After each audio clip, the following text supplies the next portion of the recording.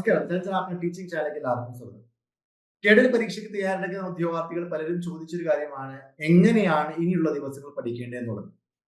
Category 1 ആവട്ടെ, 2 ആവട്ടെ, 3 ആവട്ടെ, 4 ആവട്ടെ. നിങ്ങളുടെ സിലബസ് പ്രകാരമുള്ള കണ്ടന്റുകളെ ഒരു ഷെഡ്യൂൾ അടിസ്ഥാനത്തിൽ പഠിക്കുകയാണെങ്കിൽ എന്തൊക്കെ കാര്യങ്ങൾ ശ്രദ്ധിച്ചിട്ടാണ് പഠിക്കേണ്ടത്?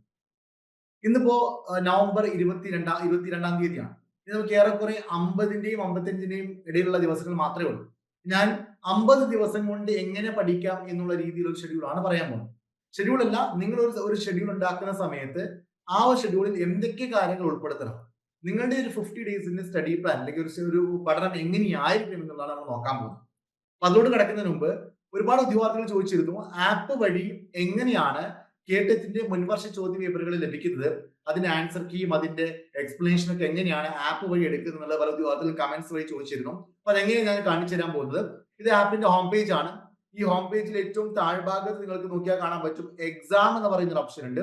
ഈ എക്സാം എന്ന് പറയുന്ന ടാബിൽ ക്ലിക്ക് ചെയ്യാം. എക്സാം ടാബിൽ ക്ലിക്ക് ചെയ്ത് കഴിഞ്ഞാൽ ഇത്തരത്തിലൊരു പേജ് വരും.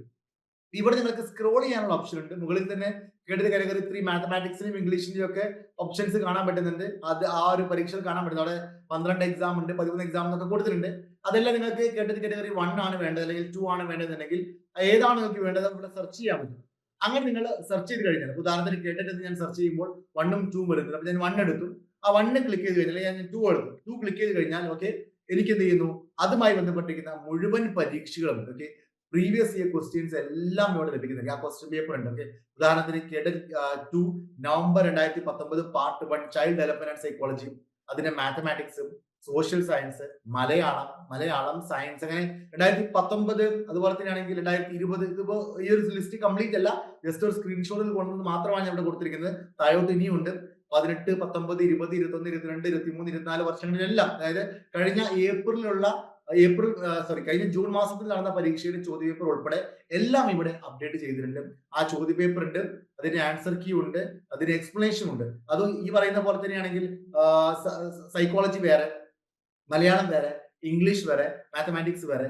ഇനി കാറ്റഗറി 2 ആണെങ്കിൽ അതിന്റെ സിലബസ് പ്രകാരം അതും കൊടുത്തിട്ടുണ്ട്. കാറ്റഗറി 3 ആണെങ്കിൽ സബ്ജക്ട് അടിസ്ഥാനത്തിൽ നേരത്തെ കണ്ട പോലെ തന്നെ കാറ്റഗറി 3 മാത്തമാറ്റിക്സും കാറ്റഗറി 3 ഇംഗ്ലീഷ്, അങ്ങനെ സബ്ജക്ട് അടിസ്ഥാനത്തിൽ കൊടുത്തിട്ടുണ്ട്. അപ്പൊ നിങ്ങൾക്ക് ഇത് ക്ലിക്ക് ചെയ്ത് കഴിഞ്ഞാൽ അവിടെ നിങ്ങൾക്ക് ആ ഒരു പരീക്ഷ ലഭിക്കും. ആ പരീക്ഷയുടെ ചോദ്യങ്ങൾ നിങ്ങൾക്ക് പ്രാക്ടീസ് ചെയ്യാവുന്നതാണ്. ഓക്കെ, ഒരു പരീക്ഷ പോലെ എഴുതാവുന്നതാണ്.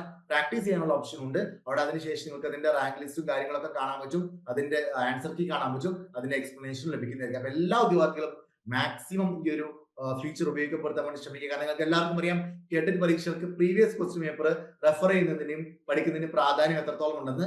ആപ്പ് വഴി ഈ ഒരു ഫീച്ചർ എല്ലാവരും ഉപയോഗപ്പെടുത്തുക. ആപ്പിന്റെ ഹോം പേജിലുള്ള എക്സാം എന്ന് പറഞ്ഞ ടാബ് ആണ് ക്ലിക്ക് ചെയ്യേണ്ടത്. ഓക്കെ, ഇനി നമ്മൾ സ്റ്റഡി പ്ലാൻ നോക്കിക്കഴിഞ്ഞാൽ ഓക്കെ, ആദ്യം നിങ്ങൾ ഒരു സ്റ്റഡി പ്ലാൻ ഉണ്ടാക്കുമ്പോൾ ശ്രദ്ധിക്കേണ്ടത്, നിങ്ങൾക്ക് നിങ്ങളുടെ ഒരു ഷെഡ്യൂൾ വെച്ചിട്ട് ഒരു ദിവസം എത്ര മണിക്കൂർ പഠിക്കാൻ സമയം കിട്ടുന്നതാണ്. നിങ്ങൾ പല ആളുകളും പഠിച്ചുകൊണ്ടിരിക്കുന്ന ആളുകളാണ്, അതായത് ഇപ്പോൾ നിലവിൽ ബി.എഡ് ഒക്കെ ചെയ്തുകൊണ്ടിരിക്കുന്ന ആളുകളുണ്ട്. മറ്റൊരു കാറ്റഗറി എന്ന് പറയുന്നത് നിലവിൽ വർക്കിംഗ് ആണ്.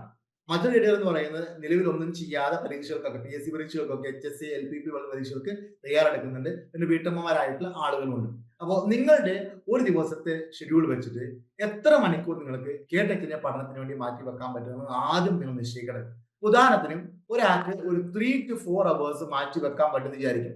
ഈ 3 to 4 അവേഴ്സ് ആണ് അയാൾക്ക് പഠിക്കാൻ വേണ്ടി ഒരു ദിവസം കിട്ടുന്ന സമയം. ഈ 3 to 4 അവേഴ്സിനെ പിന്നീട് എങ്ങനെയാണ് നിങ്ങൾ ഉപയോഗിക്കേണ്ടത് എന്നുള്ളതാണ്. നിങ്ങൾ ചെയ്യേണ്ടത് നിർബന്ധമായിട്ടും ടോപ്പിക് ബേസ്ഡ് ആയിട്ടുള്ള സ്റ്റഡി തന്നെയാണ് നടത്തേണ്ടത്. ഉദാഹരണത്തിന് കാറ്റഗറി 1 പഠിക്കുന്ന ആളാണെന്ന് വിചാരിക്കാം. അപ്പൊ സൈക്കോളജി 30 മാർക്കാണ്. സൈക്കോളജി പെഡഗോജി അല്ലേ? ഓക്കെ, 15, പിന്നെ 5, പിന്നെ 10 മാർക്ക്, അങ്ങനെയാണ് സൈക്കോളജിന്റെ സിലബസ് കാറ്റഗറി 1 കൊടുത്തിരിക്കുന്നത്. അപ്പോ ആ ഒരു 30 മാർക്കിന് പഠിച്ചാൽ നമുക്ക് ഒരു 50 മാർക്കിനുള്ള കണ്ടന്റ് നമുക്ക് പലപ്പോഴും കിട്ടും അല്ലെ? കാരണം താഴോട്ട് വരുന്ന സമയത്ത് പെഡഗോഗി നമുക്ക് മാത്തമാറ്റിക്സിനും ഇംഗ്ലീഷിനും മലയാളത്തിനൊക്കെ ഉണ്ട്. അപ്പൊ അതെല്ലാം ഇതിന്റെ കൂട്ടത്തിൽ നമ്മൾ കമ്പൈൻ ചെയ്താണ് പഠിക്കുന്നത്. അപ്പോൾ ഒരു 30 മാർക്കിനാണ് പഠിക്കുന്നുണ്ടെങ്കിൽ പോലും അതെല്ലാം കൂടി ചേർന്ന സമയത്ത് 19 മാർക്ക് സ്കോർ ചെയ്യാനുള്ള വക നമുക്ക് അവിടെ കിട്ടുന്നുണ്ട്.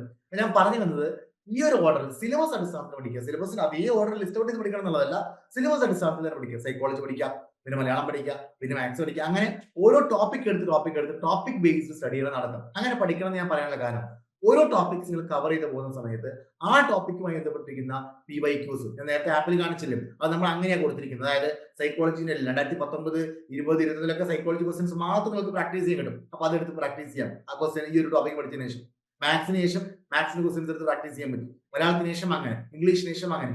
ഏതാണ് നിങ്ങൾ പഠിക്കുന്നത് അതിനുശേഷം അതിന്റെ PYQ കൂടെ റെഫർ ചെയ്യുമ്പോൾ ആ ഒരു ടോപ്പിക് സെറ്റായി. മനസ്സിലായില്ലേ? പിന്നെ എല്ലാ ദിവസവും ഞാൻ പറഞ്ഞു ഈ പഠനത്തിന് കൂടുതൽ തന്നെ മാക്സിമം ക്വസ്റ്റ്യൻസ് വർക്ക്ഔട്ട് ചെയ്യാൻ വേണ്ടി ശ്രമിക്കണം. അതിൽ ഏറ്റവും കൂടുതൽ ശ്രദ്ധിക്കേണ്ടത് ദിവസവും ഒരു PYQ ഒരു പ്രീവിയസ് ഇയർ ക്വസ്റ്റ്യൻ പേപ്പറോ അല്ലെങ്കിൽ ഒരു മോഡൽ എക്സാമോ എഴുതാൻ വേണ്ടി നിങ്ങൾ ശ്രമിക്കണം. ദിവസം ഒരു PYQ ഒരു പ്രീവിയസ് ഇയർ ക്വസ്റ്റ്യൻ പേപ്പറോ അല്ലെങ്കിൽ ഒരു മോഡൽ എക്സാമോ എഴുതാൻ വേണ്ടി നിങ്ങൾ ശ്രമിക്കണം. വളരെ വൈകാതെ തന്നെ ചലഞ്ചർ ആപ്പിലൊക്കെ നമ്മൾ ദിവസം കാറ്റഗറി 1, 2, 3 ഈ മൂന്ന് കാറ്റഗറീസിന്റെയും മോഡൽ എക്സാമുകൾ ഡെയിലി എക്സാമുകൾ നമ്മൾ ആപ്പിൽ റിലീസ് ചെയ്യുന്നതായിരിക്കും. വൈകാതെ തന്നെ അതായത് ഈ കമ്മിങ് ദിവസങ്ങളിൽ വീക്കിൽ തന്നെ അത് വരുന്നതായിരിക്കും. വന്നതിന് ശേഷം നിങ്ങൾക്ക് ഒരു ഇന്റിമേഷൻ തരുന്നതായിരിക്കും യൂട്യൂബ് വഴി. എന്തായാലും അതുവരെ നിങ്ങൾക്ക് പഠിക്കാനുള്ള PYQസും കാര്യങ്ങളൊക്കെ ഓൾറെഡി ആപ്പിൽ സെറ്റ് ആക്കിയിട്ടുണ്ട്. ഇനി കാറ്റഗറി 2ഉം 3 ഒക്കെ പഠിക്കുന്ന കുട്ടികൾ ശ്രദ്ധിക്കേണ്ടത് പ്രധാനമായിട്ട് നിങ്ങൾക്ക് പഠിക്കണമെന്നാണ് SCRT എന്ന് പറയുന്നത്. SCRTക്ക് വലിയ പ്രാധാന്യമുണ്ട്. അപ്പോൾ പല കുട്ടികളോട് നിങ്ങൾ ചോദിച്ചാൽ മനസ്സിലാക്കാൻ പറ്റും. ക്ലിയർ ചെയ്ത ആളുകളോട് ചോദിച്ചാൽ മനസ്സിലാക്കാൻ പറ്റും. 5ാം ക്ലാസ് തൊട്ട് 10ാം ക്ലാസ് വരെയുള്ള കണ്ടന്റ് അവർ ഇപ്പോൾ സോഷ്യൽ സയൻസ് ആണെങ്കിൽ സോഷ്യൽ സയൻസിന്റെ മുഴുവനായിട്ട് വായിച്ച് പഠിക്കുന്നതിന് നോട്ട്സ് വായിക്കുന്നു അല്ലെങ്കിൽ അതിന്റെ ക്ലാസ്സുകൾ കാണുന്നു. അങ്ങനെ അവർ പഠിക്കുമ്പോൾ തീർച്ചയായിട്ടും അവർക്ക് അതും പിന്നെ സൈക്കോളജി മറ്റൊക്കെ പഠിക്കുന്നത് കൊണ്ട് തന്നെ അവർക്ക് ക്വാളിഫയിങ് മാർക്ക് ക്ലിയർ ചെയ്യാൻ പറ്റുന്നുണ്ട്, അവർ പാസ്സാവുന്നുണ്ട്. അപ്പോൾ SCRT പഠിക്കേണ്ടതിന്റെ പ്രാധാന്യം എല്ലാവർക്കും അറിയാവുന്നതാണ്. ബിഎഡിനും മറ്റൊക്കെ നമ്മൾ പഠിക്കുന്നതാണ്. നമ്മൾ ട്യൂഷൻ ക്ലാസ്സുകൾ മറ്റൊക്കെ എടുക്കുന്ന ആളുകളും കൂടി അപ്പൊ എല്ലാവർക്കും അറിയാവുന്ന ഒരു സംഭവം തന്നെയാണ്. അതൊന്ന് പൊടി തട്ടി എടുക്കേണ്ടതുണ്ട്. അപ്പൊ അതിന് പ്രാധാന്യം കൊടുത്തുകൊണ്ട് നിങ്ങൾ ഷെഡ്യൂൾ ഉണ്ടാക്കാൻ. അപ്പൊ ഈ ഒരു 5 കാര്യങ്ങൾ, അതായത് ആദ്യം നിങ്ങൾ ലിസ്റ്റ് ഔട്ട് ചെയ്യേണ്ടത് അല്ലെങ്കിൽ നിങ്ങൾ ആദ്യം ഐഡന്റിഫൈ ചെയ്യേണ്ടത് എത്ര മണിക്കൂർ നിങ്ങൾക്ക് പഠിക്കാൻ കിട്ടുന്നുള്ളതാണ്. അതിന് ബേസിലാണ് ബാക്കിയുള്ള ഷെഡ്യൂൾ.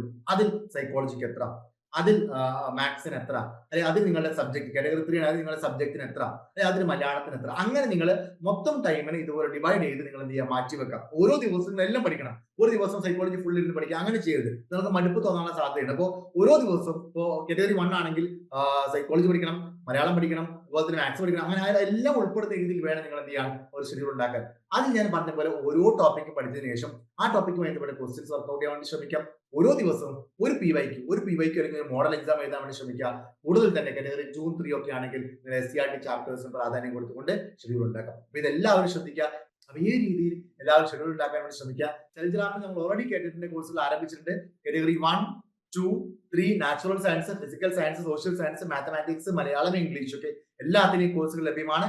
ആപ്പിന്റെ ഹോം പേജിലുള്ള കോഴ്സ് എന്ന് പറയുന്ന ഓപ്ഷൻ, ഈ കോഴ്സ് എന്ന് പറയുന്ന ഓപ്ഷൻ ക്ലിക്ക് ചെയ്ത് കഴിഞ്ഞാൽ ഇത്തരത്തിലെ പേജ് നമുക്ക് ലഭിക്കുന്നതായിരിക്കും. അവിടെ ടീച്ചിങ് എന്ന് പറയുന്ന ടൈറ്റിൽ താഴെ ഈ മുഴുവൻ ക്ലാസ്സുകൾ കോഴ്സുകൾ കേട്ടത്തിന്റെയും LPUP-ന്റെയും HSIയുടെയും കോഴ്സുകൾ ലഭ്യമാണ്. എല്ലാ ഉദ്യോഗാർത്ഥികളും ഈ കോഴ്സുകൾ എടുത്ത് പഠിക്കാൻ വേണ്ടി ശ്രമിക്കുക. ഇനി നമ്മുടെ മെന്റർഷിപ്പ് ബാച്ച്, ഒരു മെന്ററുടെ സപ്പോർട്ടോട് കൂടി ലൈവ് ക്ലാസ്സോട് കൂടി, റെക്കോർഡ് ക്ലാസ്സുകൾക്ക് പുറമെ ലൈവ് ക്ലാസ് ഒക്കെ കിട്ടി ഒരു ഡിസ്കഷൻ ഒക്കെ നടത്തി പഠിക്കാൻ ആഗ്രഹിക്കുന്ന ആളുകളാണെങ്കിൽ താഴെ കമന്റ് ബോക്സിൽ കൊടുത്തിട്ട് ലിങ്ക് ക്ലിക്ക് ചെയ്തുകൊണ്ട് നമ്മുടെ മെന്റർഷിപ്പ് ബാച്ചിൽ ജോയിൻ ചെയ്യാവുന്നതാണ്. അതെല്ലാം നിങ്ങൾക്ക് ഒറ്റയ്ക്ക് പഠിക്കാൻ കഴിയുന്നുണ്ടെങ്കിൽ ആപ്പിന്റെ ഹോം പേജിലുള്ള ഈ ഒരു കോഴ്സ് ബട്ടണിൽ ക്ലിക്ക് ചെയ്തുകൊണ്ട് ഈ കോഴ്സുകൾ നിങ്ങൾക്ക് സ്വയം പഠിക്കാവുന്നതാണ്. എന്തായാലും എല്ലാ ഉദ്യോഗാർത്ഥികളും നേരത്തെ പറഞ്ഞ പോലെ തന്നെ ആ ഒരു PYQs പഠിക്കാൻ വേണ്ടി PYQs പ്രാക്ടീസ് ചെയ്യാൻ വേണ്ടി ശ്രമിക്കുക.